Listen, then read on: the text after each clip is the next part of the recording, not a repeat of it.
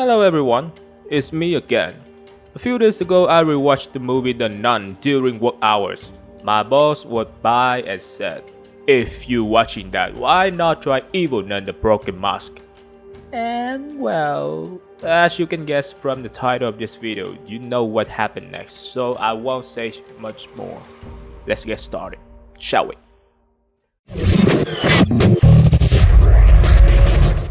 Evil Nun The Broken Mask is the latest game released in the Keplerian's Evil Nun universe, with upgrades and improvements in both graphics and the depth of the storyline. Evil Nun The Broken Mask has transformed Evil Nun from a comedic escape game back to its true horror roots. Based on the producer's introductions and the previous games, we can see that the story in Evil Nun The Broken Mask will have many similarities to Evil Nun Part 1, which was released quite a while ago on mobile. I don't know about you, but I'm quite curious already. So, before we dive into what happens in Evil Nun The Broken Mask, let's quickly recap what happened in the previous games.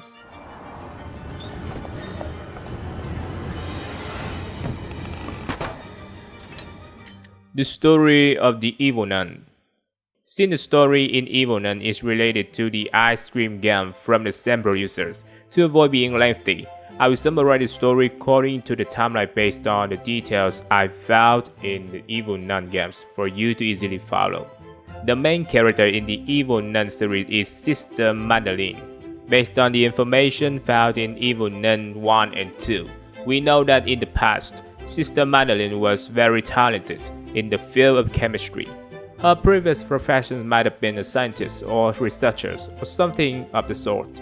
There's not much information about Madeline's former husband, but we know she had a daughter named Elisa. Everything would have been fine if Madeline's daughter had not died during the war. Madeline was very distressed after her daughter's death, so she moved to another place and became a nun to forget the pain of losing her child. However, it seemed that did not work, because in Evil Nun 2, we see a lot of evidence proving Madeline was trying to resurrect her daughter, Elisa. Initially, she conducted chemical experiments to find a way to bring back the dead, and her pet chicken gummy was one of those products. However, the experiments seemed to fail, leading to rather significant consequences afterward. Madeline began kidnapping children and using them as sacrifices to resurrect her daughter. From being a nun with faith in God, Madeline decided to sell her soul to other deity in exchange for her daughter's resurrections. In the 1.1 update of the Evil Nun game, the god that Madeline worshipped appeared before her, calling itself Nazrat. It promised to grant Madeline one wish, which was to resurrect her daughter Elisa, but in return, Madeline had to sacrifice 40 years of her lifespan to it. The depiction of Nazareth is based on the figure of half-human, half-god deity with wings, Baphomet, symbolizing fertility. However, some believe that Baphomet is actually an incarnation of Satan and should be eradicated. To bring Elisa back to life, Madeline not only had to offer 40 years of her life to Nazareth, but she also had to follow 3 rules it set. First, she had to become a model mother. Second, she could not leave Eagle School. And finally, she had to constantly pray and worship Nazareth day and night. If Madeline did not adhere to these rules, she would face several consequences. For example, if she failed to be a good mother, her face would be disfigured. If she stopped worshipping, she would lose her sanity. And if she left the school, her daughter would meet a tragic end. After Madeline accepted all the god's demands, Nazareth made her pregnant, and Madeline was faced immediately afterward. In December 1940, Elisa was born as Reup, a boy. Madeline was shocked because it was not the daughter Elisa she had hoped for, though other nuns saw it as a miracle. For some unknown reasons, Reup became adopted son of Joseph Sullivan, the ice cream vendor who often appeared in Evil Nun 2. Based on ice cream form, we can conclude that Joseph kidnapped Reup and adopted him.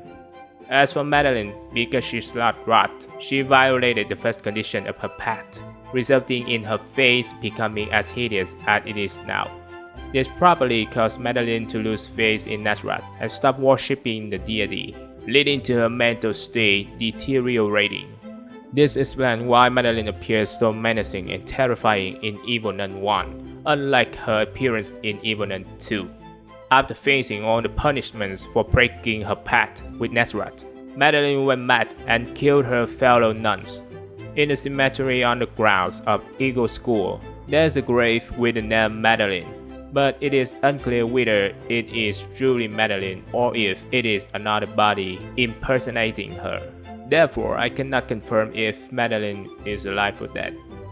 As for Elisa's reincarnations, or rather Reup, he lived with Joseph and was unaware of Madeline's existence. Initially, Reup was a kind and gentle boy, loved deeply by Joseph. Though Joseph was often too busy to care for him properly, Reup was even bullied by his peers for his overweight appearance, which led him to develop a hatred for school and possibly humanity.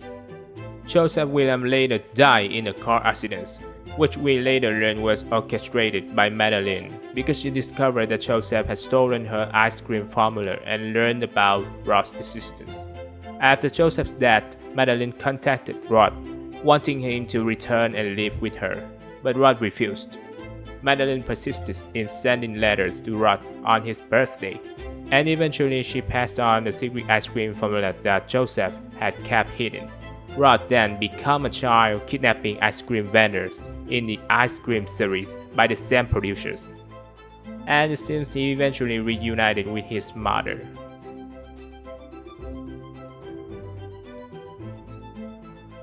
Changes in Evil Nun, the Broken Mask. The summary above covers the events related to Madeline, the main antagonist in the Evil Nun series, and the main villain in Evil Nun, the Broken Mask.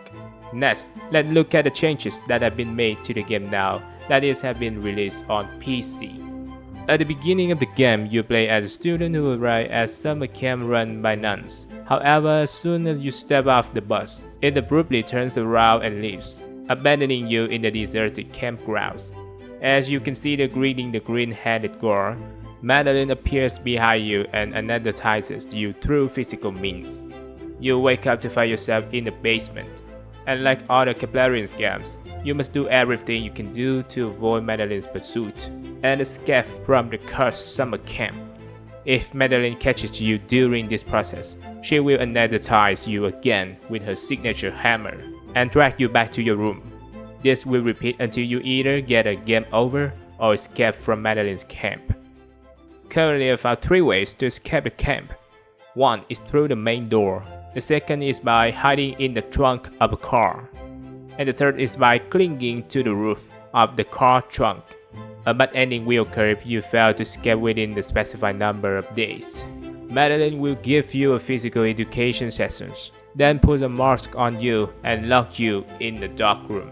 There isn't much to analyze in this game, especially since it's a survival simulation game where you can't stay still for too long to search for story-like clues.